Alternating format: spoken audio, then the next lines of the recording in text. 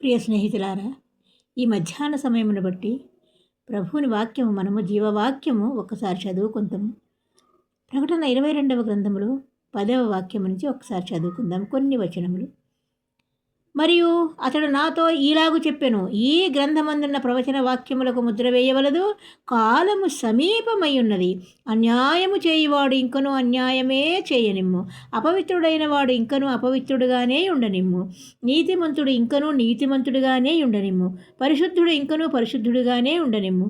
ఇదిగో త్వరగా వచ్చుచున్నాను, వాని వాని క్రియల చొప్పున ప్రతి వానికిచ్చుటకు నేను సిద్ధపరిచిన జీతము నా యొద్ద ఉన్నది.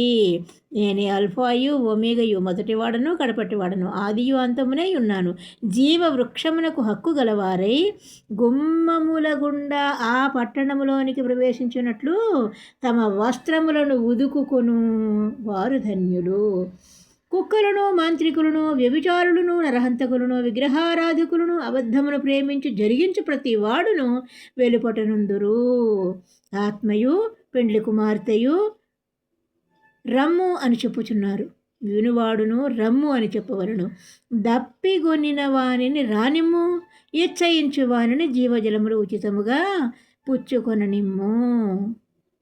మహాదేవునికి స్తుతి కలుగునుగాక. ఆమేన్. ఆయన ప్రకాశమానమైన వేకువ చుక్కయ్యి ఉన్నారు అని చెప్తున్నారు. మన శరీరములు మహిమ శరీరముగా మార్చబడి ఆయనతో ఎత్తబడు సంఘములో మనం ఉంచుట మనకెంతో భాగ్యము. మరి ఆయన వచ్చు రెండవ రాకడ కాలము కూడా సమీపముగా ఉన్నది. ప్రియులారా, జాగ్రత్త పడుడి. Praise the lord.